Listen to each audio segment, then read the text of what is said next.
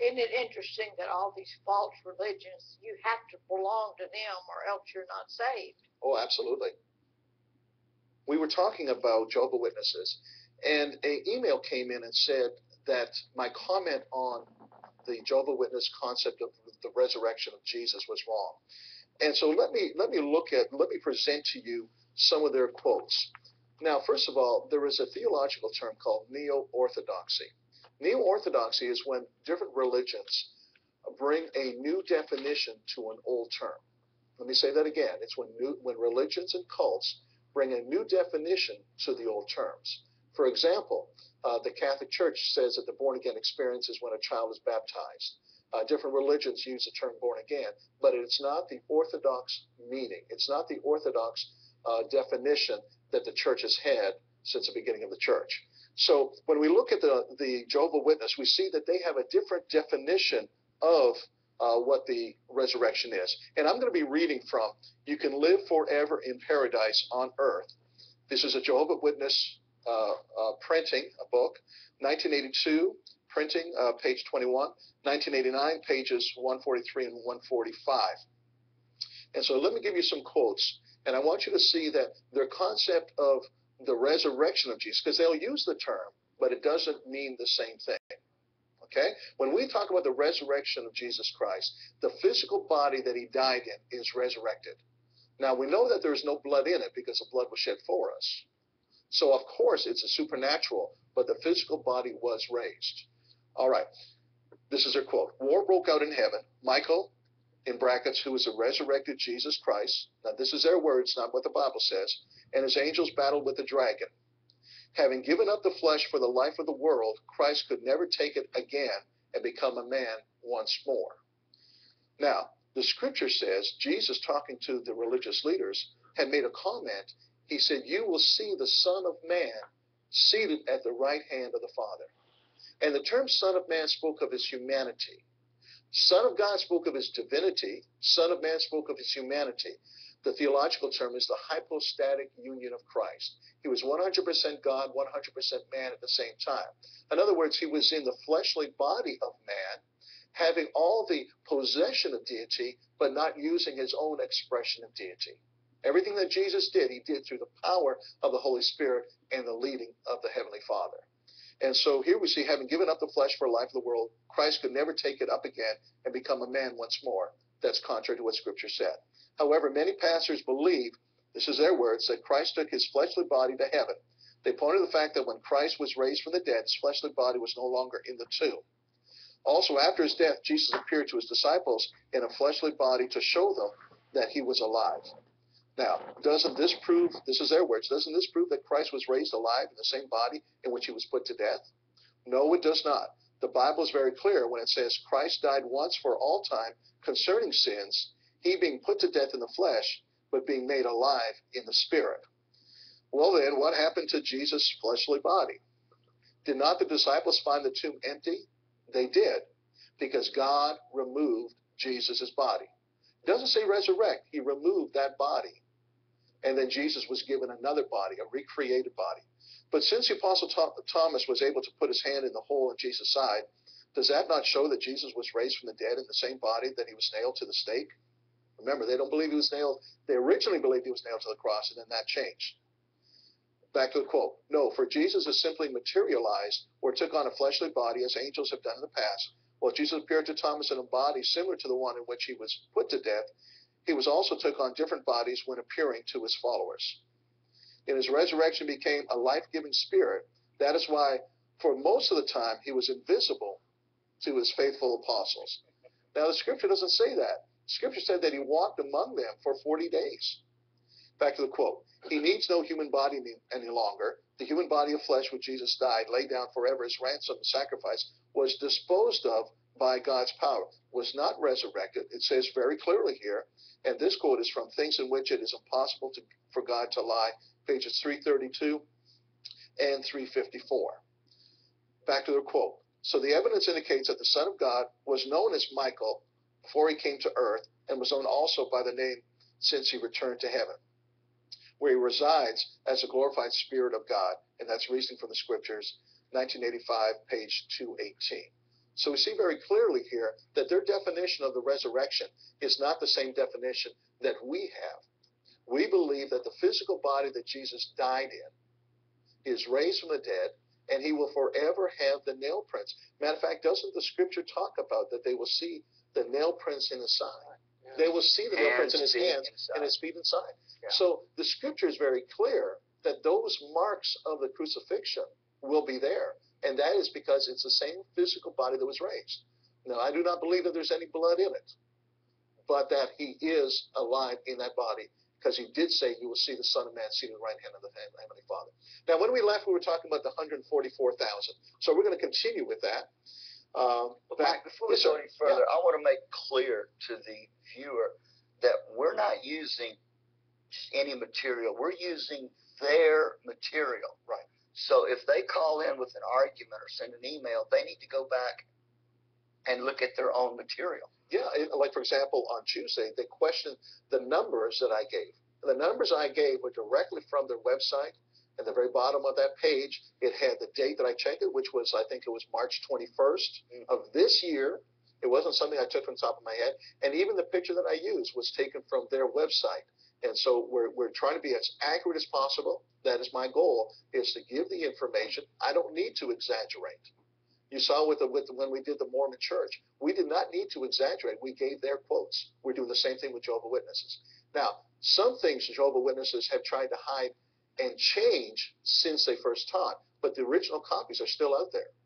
And it's hard for them to get away with the fact that they said, well, we never taught that Jesus died on the cross. Yes, you did, because you used it as one of your symbols. And so again, thank you for bringing that out. We are using their literature. Now, this is back to Watchtower, 1996, August 15th, page 31. In the mid-1930s, the full number of the 144,000 was basically completed. Thus, there began to appear a group of loyal Christians with the earthly hope. Jesus termed such other sheep who unite in worship with the Anointed One as a proved flock. Next quote. They're being identified in 1935 as the great crowd of other sheep was an indication that the choosing of the 144,000 was then about to complete. That's from the book Revelation, its grand climax now at hand, page 125. And so we see that the teaching of the 144,000 said that it was complete in the 1930s, the mid-1930s. Now, is this literal or not? Now, the Watchtower makes the claim that in these scriptures, the number 144,000 is literal. But then right afterward, it says that all other descriptions of them are figurative. So in other words, the 144,000 is literal, but when it describes who they are, and let me put it on the screen. It says that they're from the tribes of Israel. They're saying that's not literal. Having the name of the Lamb and the Father on their foreheads, they're saying that's not literal. Being virgins, they're saying that's not literal. Holding no falsehood on their mouths, that's not literal. Without blemish, that's not literal. And this is from jwfacts.com, Watchtower /144,000. And so they're trying to have it both ways. You see this. They want the 144,000 to be literal, but they want the other information to be a figure of speech. And you can't have it both ways. You can't take a portion of Scripture and try to decipher it or try to determine what it says in two ways at one time. Now, we talked about this on Tuesday, and we're going to bring it back. I'll give more information. And that is about the communion. Once a year, they have a meeting, the Jehovah's Witnesses gather together, and only the 144,000, only those that are part of the 144,000. And as you can imagine, since 144,000 goes from the very beginning of the Christianity up until today, there are very few that are part of 144,000 still alive. Let me give the quote. Since the cup represents the new covenant, and only those in the new covenant partake of the emblems, those looking forward to everlasting life in human perfection on earth, under the kingdom, are neither baptized into Jesus' death or called to rule with him in heaven, where they too partake of the emblems It would simply signify something that is not true with respect to them. Thus, they do not partake. So here they're saying that the only ones that partake in the baptism of Jesus' death are the 144,000. But we know that every Christian partakes and is baptized in his death, burial, and resurrection. Well, how do they know who the 144,000? That's the point. It's circular reasoning, because what they say is those that are 144,000 take communion. And so if they take communion, they're part of 144,000. There is no official way of knowing. So anybody can walk in and say, I'm a Seventh-day Jehovah's Witness, Right. and at their communion, and I go to the Jehovah's Witness church on such and such street, such and such town, and I'm one of the 144,000, and there would be no one there to question that or prove it or whatever. I have not found any literature. There may be, and if there's a ex-Jehovah's Witness that is watching, they could email us right away and tell us about that. But I don't know of any other form that they use, or there's no interviews. It's not appointed by the Watchtower. So what happens if more than 144,000 showed up? Well, see, and that's the point, is that most of the 144,000 are already dead. Well, There may be 1,000 left, but you're right. What if? Well, how do we know there's only 1,000 left? How do they? The point I'm making is, does God come down and say you're one of the 144,000? Well, there's that witness to that person. Well, then anybody can say they're part of the 144,000. Exactly. And I totally agree with that. And that's that circular reasoning. It's like, well, how do I know you're part of 144,000? Well, because I took communion. Oh, well, how do I know you're qualified to take communion? Because I'm part of 144,000. Oh, okay. And it wouldn't work today. I mean, with any other religion, they would laugh at it. Amen.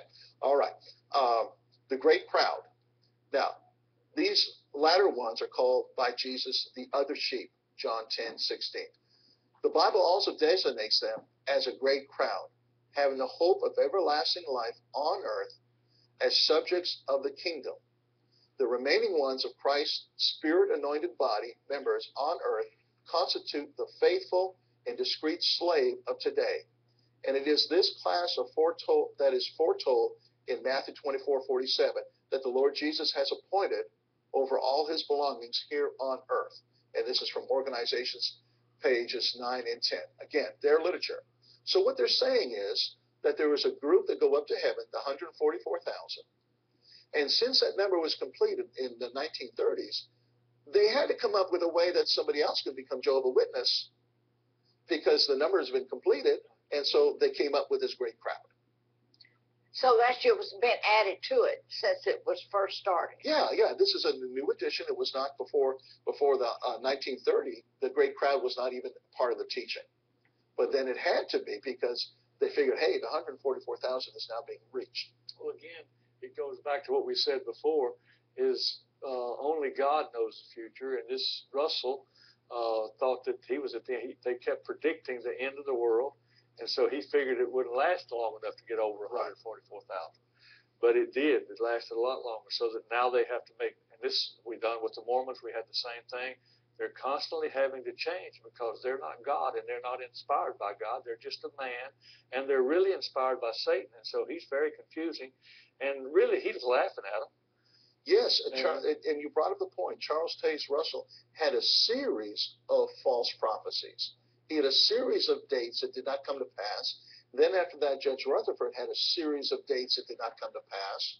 And finally, at this point in time, they've stopped setting dates. Yeah, the last time was set 1975. 1975. Yeah. And now they say whoever is alive in 1975 when Jesus comes back, then they're the ones who were the last generation. Well, we could have said that from the very beginning and saved them a lot of embarrassment. Yeah. All right, there's a third group. The third group are non-Jehovah's Witnesses. Those who are not Jehovah's Witnesses but have lived their life good enough to be given the opportunity to earn salvation after death.